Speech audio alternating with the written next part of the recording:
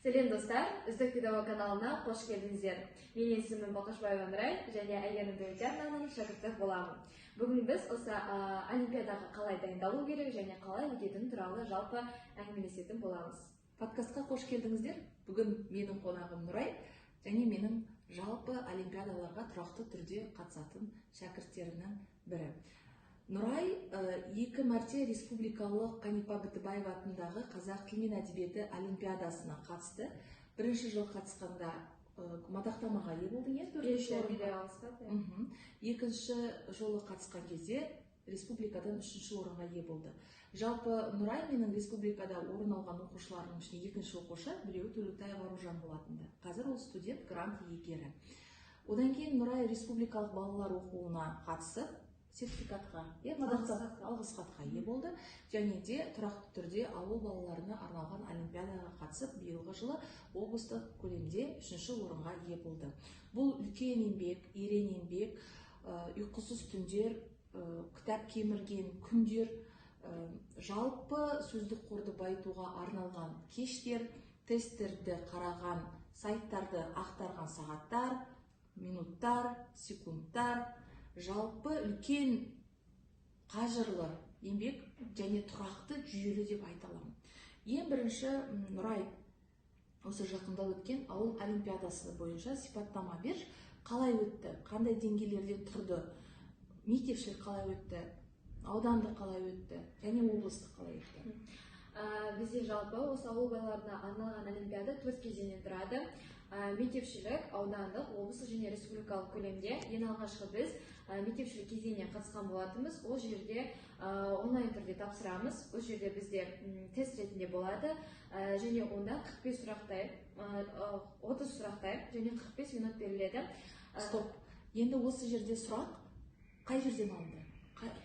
Қандай ақпаратқа мұғалімдер және осы видеоны көрген, подкасты көрген оқырмандар, жалпы қазақ тілі мен әдебиетіне қатысты қызығушылық білдіріп жүрген оқушылар қайдан қарау керек, қалай қарау керек? Мен өзім де шынымды айтқанда таңғалдым. Өйткені мен басында өзім 11-ші сыныппын деп 11-ші сыныптың әдебиетін қарап барған болатынмын. Бірақ әрине база болғандықтан бұл жерде 5-ші сыныптан бастап келді. 5-ші сынып 6, 7, 8, 9, 10, 11 бәрі келді. Түйін барлық адам бірінші оқушыда база болу керек, ең біріншіден әрине, екіншіден жалпы барлық тақырыпқа тоқталып кеткен. Сонымен қатар ең басынан бастап жаңағы әр ақпаратқа, деталь ақпараттарға өте бір мұқият болу керек. Жақсы. Өйткені мен бұл жерде әрине түрлі тақырыптар келді. Оның ішінде жаңа көркемдеуіш құралдар, кейіпкерлер және пікір білдірген кім, қай жерде болды деген сияқты. Тіпті мысалы біздің 9-ші сыныпта өткен Ақбілек шығармасына кейіпкерге шейін келді. Яғни бұл 5-ші сыныптан бастап қамтылады. Және екінші кезеңде дәл солай болды. Бір сұрақ тағы да қойып алайын, ойымызды ұмытып қалармын. Қазақ тілі мен әдебиет екеуінен араласып келді. Дұрыс па? Иә. Солай. Бұл мектепшілік кезең осымен тәмам. Әрі қарай? Ол кезде мен өзім бірінші кезеңнен 60 балдан 35 бал жинап, келесі кезеңге өттім. Нақты келесі кезеңнің балдары, яғни өтетін балдар нақты айтылмады, тек қана өттім, өтпедім деген хабарлар ана келіп тұрды. Және келесі екінші кезеңде, аудандық кезеңде дәл солай онлайн түрде болды. Ол кезеңде солай 5 сыныптан бастап 11-ші сыныпқа шейін толық келді. Тест. Тест. Google опрос ретінде беріледі. Жаңағы тест ретінде беріледі. Одан тағы да 60 балдан 30 балын алып, келесі облыстық кезеңге өтті. Кешіріңіз, сол кезде бір ғана жауап дұрыс болады, 2 жауап дұрыс деген бар ма? Жоқ, бұл А, Б, С деңгейі деген сияқты. Ол жерде 1 балмен бағаланады, 2 балмен бағаланады және 3 балмен бағаланады, 5 сұрақ болды. Бұл жерде және 3 балмен бағаланатын сұрақтар шынында қиын болып келді. Мәселе несіңізді? Мәселе пікір, яғни осы пікірді білдіреді, мынау кімнің пікірі деген сияқты. Және ол жерде біздің өзіміздің естіп жүрген Ахмет Байтұрсын, Ілияс Жансүгіровтің пікірлері емес, Әкім Тарази, Зирек Қасқабасов, Бақытжан Майтановтардікі. Осылар кімдікі деген сияқты. Олар әрине сәл-пәл қиындау болды. Себебі әр пікірді жаттау және есте сақтау ол сәл-пәл қиындық тудырады. Яғни С деңгейіндегі 3 балмен бағаланатын сұрақтар олар шынында қиын болып келеді. Және жаңағыдай 5-ші сыныптан 11-ші сыныпқа шейін алынады. Инсайт, сонымен түйін. Сонымен кейін, яғни әр ақпаратқа, әр ақпаратқа өте мұқият болу керек. Ондағы пікір білдірген болсын, жаңағы ереже болсын, немесе жаңағы автор кейіпкерлерге берген сипаттама да келді бізге. Мынау кім, Ұлпан ба, Жамал ба деген сияқты. Жақсы. Сұрақ, осы берілген ақпараттар, сұрақтар оқулықтан алынды ғой? Иә, оқулықта бар. Мен өзім іздеген бойынша сол кезде оқулықтан тауып, яғни аспаннан сұрақ берілген жоқ. Оқулықты жинап ал да оқы. Ол 1 ай дайындалған, 2 апта дайындалған, жеткілікті ме? Мен ойымша 5-ші сыныптан бастап 11-ге шейін қарап 2 апта жетпейді. Бұған кемінде бір, егер уақытыңыз болса, бір жарты айда өтеуге болады, бірақ уақыт бар кезде 1 айдан астам уақыт дайындалған дұрыс. Сіз 1 ай дайындалып жатқан жоқсыз ғой. Сіз 5-ші сыныптан дайындалып келе жатсыз. Сіз сондықтан 5-ші сыныптан дайындалып келе жатып, мұны қазір 11 оқисыз. 6 жыл сіз ғылыми жобаларға қатысып жатсыз. Әртүрлі оқуларға, әбіш оқуына қатыстық. Дарын, зерде, әбіш оқуы, әртүрлі оқулар, олимпиадалар, жалпы пән бойынша олимпиада, Бітібаев олимпиадасы, республикалық деңгейдегі әртүрлі зияткерлік ойындар. Соның нәтижесінде сіз 60-тан 35 қана алып тұрсыз. Мен білем сіздің қандай еңбекқор екеніңізді, күн-түн оқитыныңызды, және де кез келген ақпаратты қағып алатыныңыз. Мен берем, сіз аласыз, мен берем, сіз аласыз. Сондықтан жарты ай дегеніңізге келіспеймін. Ол бір 6 жыл, 5 жылдың еңбегінің нәтижесі. Соның өзінде 60-тан 35 алып тұрсыз. Иә. Ал егер жаңағы кейбір балалар болады, әрине басынан қазақ тілі әдебиетіне қызығушылығы жоқ балалар, енді сол кезде ғана келіп дайындалатындар бар, оларға үлкен уақыт керек. Ал біз жаңағы 5-ші сыныптан бастап болғаннан кейін, иә, көп уақыт керек. Ал жаңағы мен өзім 5-ші сыныптан бастап жаңағы қазақ тілі әдебиетіне қызығушылығы болып, оны жақсы оқығаннан кейін, әрине оның ішінде мұғалім да, бізге мұғалім көп ақпарат берді. Өзіміздің ұстазымыздарда ерекше тәсілдерді қолдану арқылы бергенде, ол біздің тек қана мен емес, менің сынымдағы балалардың өздерінде өте есте қалды. Сондықтан мен ойымша шынында 5-ші сыныптан бастап өте, сіз дұрыс айтасыз, жаңағы 5-ші сыныптан бастап 5-6 жылдай уақыт керек менде. Рахмет. Әрі қарай облыстық кезең болды. Енді облыстық кезеңде сіз тест тапсырдыңыз ба? Облыстық кезеңде бізде 2 турдан болды, және 2 тур 2 күнге бөлінді, бірінші тур, екінші тур деп. Бізде бірінші турда эссе жазу 120 минут уақыт беріледі, 50 ұпайдан тұрады. Жаңағы 10 ұпай грамматикасына, 10 ұпай жаңағы нақты дәлел келтіргеніне, мазмұнын аша білгеніне, солай 50 ұпайды қамтиды жалпы.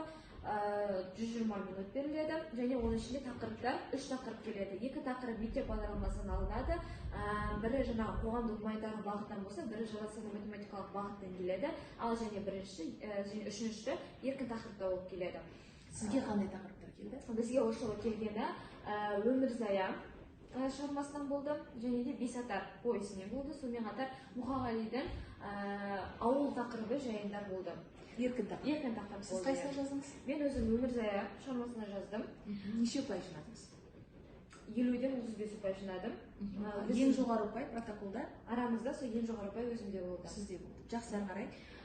Келесі екінші тур бұл бізде жаңағы барлығын қамтыды. Бүкіл қазақ тілі әдебиетіндегі бар ережелерді, бар теория барлығын қамтыды деп айта аламын. Сонда әдебиет теориясына дайындалу керек, кешенді талдау, морфологиялық, синтаксис, лексика, фонетика, көркемдер шығаруда, айшықтау, троп бәріне дайын болу керек. Көркем шығармадан үзінді? Біз бұл жердегі ерекшелік, бізде алдыңғы жылы мен сайттан қараған кезде тек қана бір ғана үзінді келді. Ол жерде тек қана қандай да бір сөздер берілді, сөз тіркестері беру арқылы бұл қай шығармадан алынған деп келді. Мен бір жағынан соған да дайындалдым, екінші жағынан үзіндіге де дайындалдым. Ал бұл жолы бізге келгені 3 үзінді болды, яғни 10 ұпай береді осы 3 үзіндіні табуға. Бұл жерде бізде келді ең бірінші Дала сен ұлыңын келді, оны таба алдым. Екіншісі, ең қызықтысы бұл Абай жолынан келді. Яғни тайғақтар бөлімінде осындай арасында болған оқиғаны баяндап бер деген келді. Және де тағы да бір шығарма келді. Жалпы 3 шығарманы да мен нақты таба алдым, себебі ол жердегі кейбір кілт сөздерді қолдана отырып табу оңай болды. Бұған 10 ұпай берілді. Келесі бізде қандай да бір мәтін беріледі. Бізде бұл жолы диаспора тақырыбында мәтін берілді. Кейін сол бойынша сұрақтар қойылады. Яғни оқу сауаттылығы да қажет. Міндетті түрде. Диаспора деген мағына, сөз қандай мағына береді? Ата мекен, ата жұрт, бауырлас, қандас деген сөздердің мағынасын айт деген болды. Сонымен қатар тағы да көтерілген мәселе, сіздің ойыңызша диаспора, яғни диаспора, яғни ол жаңағы қазақтардың тарап ашылып кетуі бұл, яғни жаңағы өз ата мекенінен жыраққа кеткендер. Бұл қандастар дейміз ғой? Иә, қандай оқиға негізінде болды бұл. Сонда ол жерде фактылар берілген, нақты соларды тізбектей отырып, түйін жазу арқылы жазылды. Сау болыңыз. Бұл жерді кесіп тастайсың. Жаңағындай осы берілген фактыларды тізбектей отырып, соған түйін жазу арқылы нақты деректер келтіру керек. Және де келесі бұл бізде бір сөйлемде синтетикалық талдау, яғни жалпы кешенді талдау. Ол жерде біз оны жаңағы сөйлем мүшелерін анықтаймыз, сөз тіркестерін даралап аламыз. Ол жай сөйлем бе, толымды ма? Кешенді талдау. Көрермендер, оқырмандар мән берсеңіздер. Мысалы сөйлемді жазылды, ол құрмалас сөйлем, қарсылықты салалас құрмалас сөйлем деп қана емес, әрі қарай сол сөйлем талдағаннан кейін сөз тіркестерін даралап аласыздар. Ол еркін сөз тіркесі ме, тұрақты сөз тіркесі ме, жай сөз тіркесі ме, күрделі сөз тіркесі ме, байланысу түрі қандай, байланысу тәсілі қандай, арасындағы қатынас қандай. Есімді, етістікті, күрделі сөз тіркесі деген сияқты. Сонымен қатар 5-ші сыныптан ықпалдарға шейін келді, кейінгі ықпал, ілгері ықпалға шейін келді. Яғни жаңағы бұл жерде және ең қызығы бізде алдыңғы жылғы олимпиадаларда ОИС жалпы синтетикалық, мысалы кешенді талдауға шатаспастан не 5, не 10 ұпай деп келеді. Ал бұл жерде мүлдем басқа 2 ұпайдан береді. Синтез жаңа кешенді талдауға, морфология, фонетика. Әрқайсысына 2 ұпайдан ба, әлде жалпы 2 ұпай? Жалпы 2 ұпай. Мысалы маған фонетикадан 8 шақты сөз келді. 8 шақты сөз, әрқайсысын фонетикалық талдау отыру, бұл ұзақ уақыт алды. Көбісін ұзақ уақыт алған осы 8 сөзге фонетикалық талдау жасап отыру, оны сен тез жазғанымен көп уақытымды алды. Ал жазу мәселесі? Жазу мәселесі каллиграфия әдемі болу керек. Әдемі болу керек, осылай әдемі болды деп ойлаймын. Соның бәрін жазу, бұл ұзақ уақыт алды біріншіден, екіншіден жаңағы 2 ұпай бөледі оған. Сонысы және де морфологиядан тағы да морфология ошол жеңіл болды деп айта аламын. Және де тағы да 8 сөзге берілді. Яғни қарасақ бұл жерде морфологияда, синтезде, фонетикада қарастырылды. Және одан кейінгісі бізде 5-ші айтылым болды. Бұл жерде мен айтылымда өзімде қызықты болды.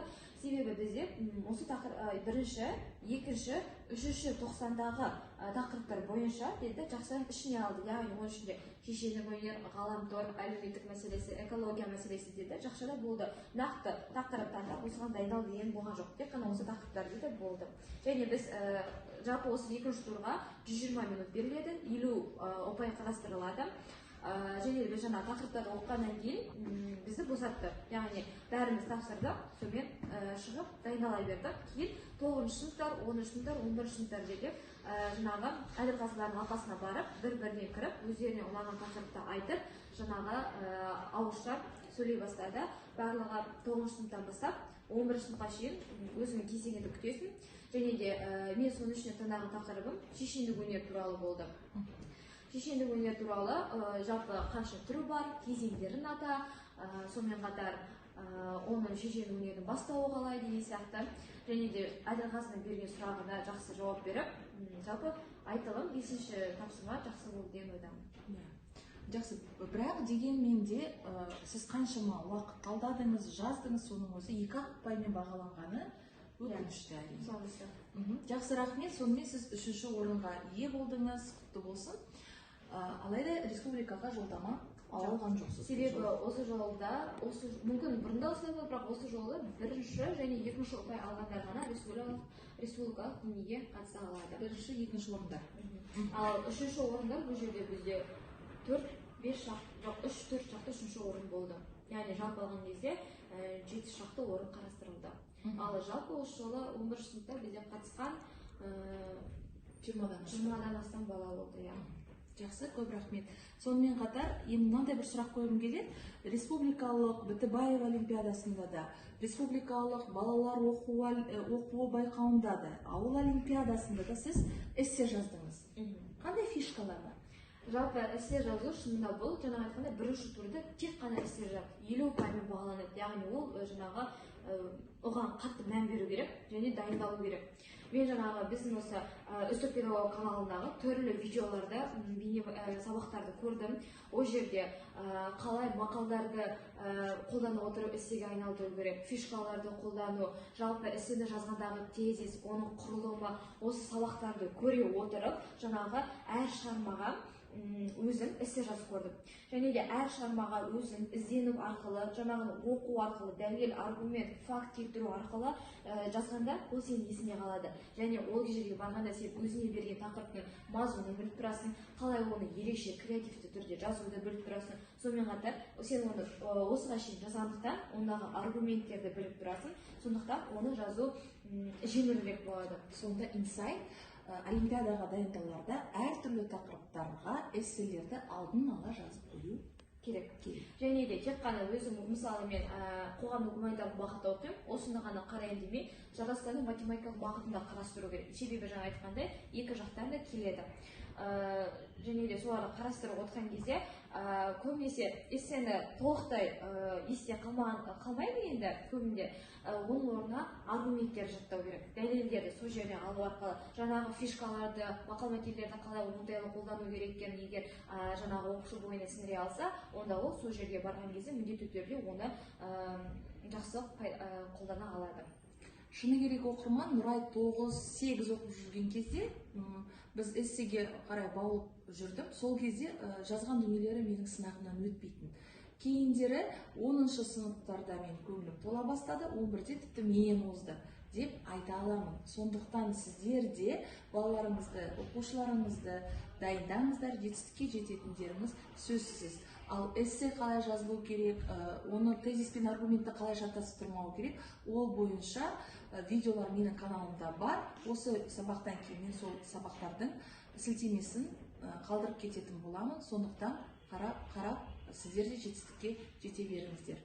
Түйін іздену керек, оқу керек, және де өзіміздің қолымызда бар ресурстарды қолдана білу керек. Жаңағы айтып кеткендей, каналдардағы түрлі видеоларды өте тиянақты түрде қарап, ондағы әрбір фишкаларды барлығын үйреніп, бойымызға сіңірейік.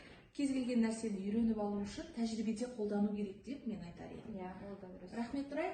Сізге де көп рахмет. Сау болыңыздар.